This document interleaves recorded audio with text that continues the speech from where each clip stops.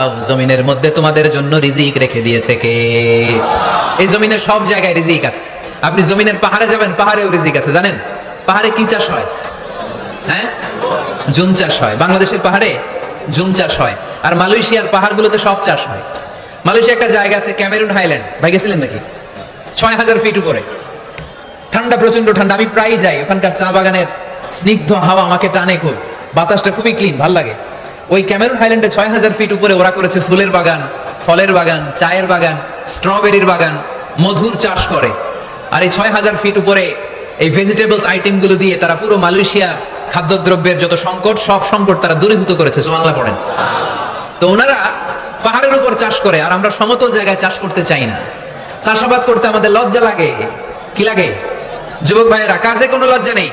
কাজে কি নেই? পরিশ্রমে লজ্জা নেই। লজ্জা হচ্ছে অলসতায়, লজ্জা হচ্ছে অকর্মণ্যতায়।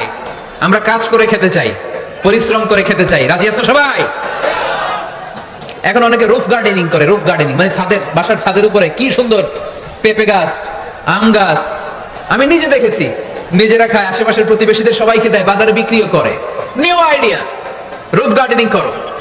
তারপর একসাথে হাঁসের চাষ হয়, পানিতে হাঁসগুলো ভেসে বেড়ায়, আর নিচে মাছের চাষ হয়।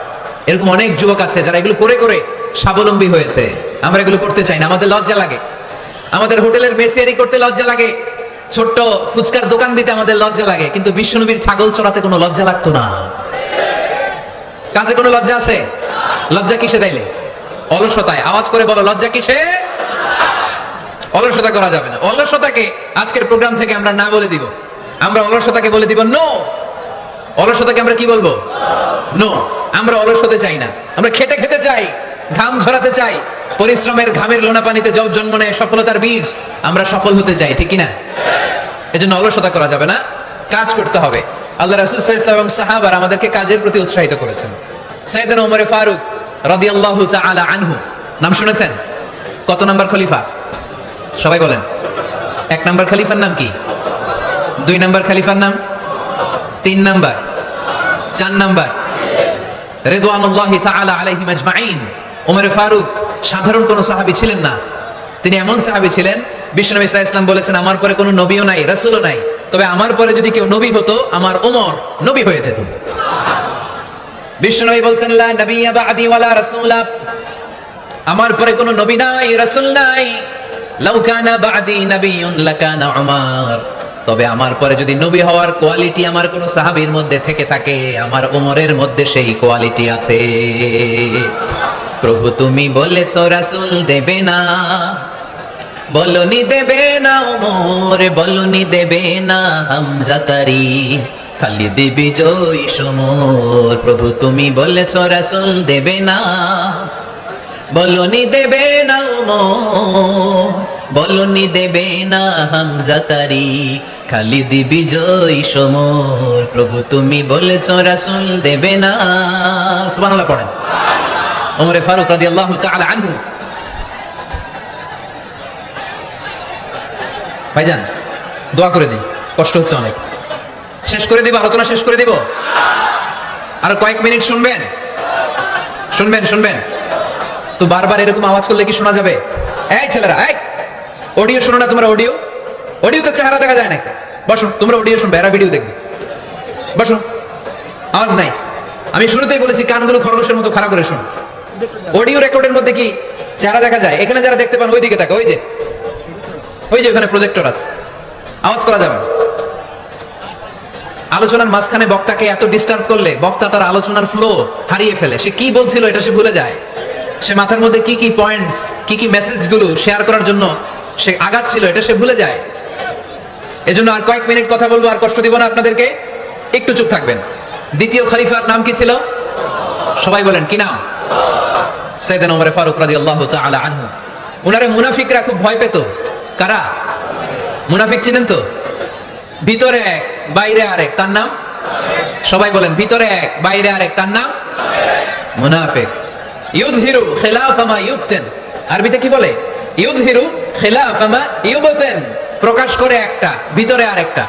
ভিতরে এক, বাইরে আরেক, তার নাম? সবাই বলেন, ভিতরে এক, বাইরে আরেক, তার নাম? আমরা কি মুনাফিক হতে চাই?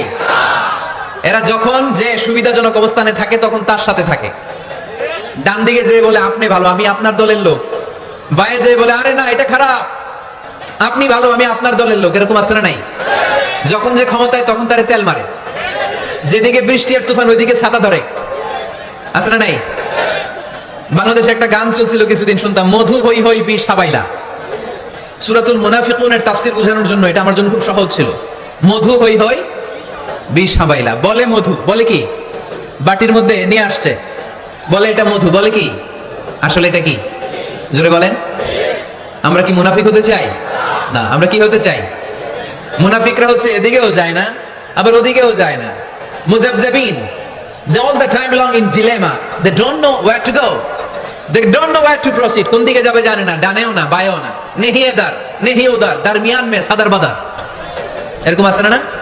উপর দিয়া ফিটফাট, ভিতর দিয়া সদরঘাট, সদরঘাট এখনো ফিটফাট হয় নাই। তো এই মুনাফিকের অবস্থা হচ্ছে উপরে ফিটফাট, ভিতরে সদরঘাট। আমরা কি মুনাফিক হতে চাই? কি হতে চাই? মুমিন হতে চাই। এই মুনাফিকের দলগুলো মদিনাতুল মুনাওয়ারাতে ওমরে ফারুককে খুব ভয় পেত। ওমরে ফারুককে দেখলে তারা থারথার করে কাঁপতো। শুধু মুনাফিকরাই নয়, খোদ ইবলিস শয়তানও সাইয়েদনা ওমরে ফারুককে দেখলে ভয় পেত। আমরা আমাদের ছেলে মেয়েদেরকে যদি খাবার না খায় আমরা কি বলি? আম্মু খাবার খাও, কি আসবে? ভূত আসবে, বিড়াল আসবে, বাঘ আসবে, এগুলো গাজীপুরে বলে না বোধহয়। আপনাদের ছোট্ট মেয়েটা যদি রাত্রে খেতে না চায় আপনারা লোকমা তুলে কি বলেন? এই তাড়াতাড়ি খাও, কি আসবে? ভূত, ভূত আসবে।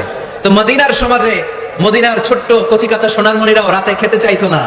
মদিনাতুল মুনাওয়ারার মায়েরা রাত্রিবেলা খাবার নিয়ে বাচ্চাদেরকে বলতো, মা তাড়াতাড়ি খাও, হা হুয়া ইয়াতি উমর, ওই যে উমর আসতেছে, উমর ইসলামের দ্বিতীয় খলিফা, আশাদ্দুহুম ফি আমরিল্লাহি উমর, আল্লাহর জমিনে আল্লাহর দ্বীন বাস্তবায়নের জন্য সবচেয়ে শক্তিশালী ছিল ওমর। চিল্লায় পড়েন সুবহানাল্লাহ। এই ওমরে ফারুক রাদিয়াল্লাহু তাআলা আনহু যে রাস্তা দিয়ে হাঁটতো, শয়তান ওই রাস্তা রেখে দিয়ে অন্য রাস্তা দিয়ে হাঁটতো। মা সালাকা শাইতানু ফাজ্জান সালিকান ইল্লা সালাকা ফাজ্জান গায়রা ফাজ্জিক। বিষ্ণু বলছেন, ওমর শয়তান তোমারে দেখে এত ভয় পায়, তুমি যে রাস্তা দিয়ে হাঁটো শয়তান তোমারে দেখলে ওই রাস্তা রেখে দিয়ে অন্য রাস্তা দিয়ে হাঁটে। চিল্লায় পড়েন সুবহানাল্লাহ। এদিকে কি হয়েছে? বেশি হয়ে গেছে। এলাকায় কি এটা সবচেয়ে বড় মাঠ? এর চেয়ে বড় মাঠ আর নাই। কি হয়েছে এখানে? কি হয়েছে? ধাক্কা আসছে, ধাক্কা। বসেন না, একটু বসেন না। মন্ত্রী মহোদয় আসছে? মন্ত্রী মহোদয় আসতেছে উনি? মাশাআল্লাহ। উনি তো কষ্ট হয়ে যাবে, তো আসবে কিভাবে এদিক দিয়ে? একটু জিকির করি, লা ইলাহা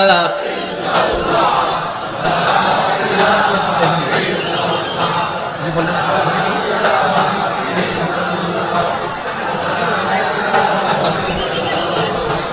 লা ইলাহা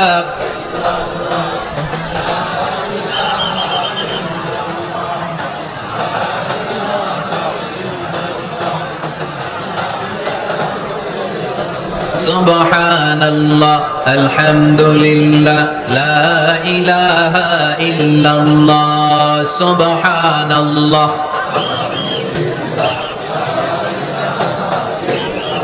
আল্লাহ নামের জিকির করবে যারা, আল্লাহর কাছে প্রিয় তারা, আল্লাহর কাছে প্রিয় যারা, জান্নাতে প্রবেশ করবে তারা।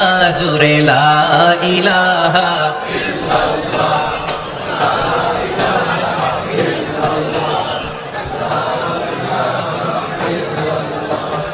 লা ইলাহা ইল্লাল্লাহ, লা ইলাহা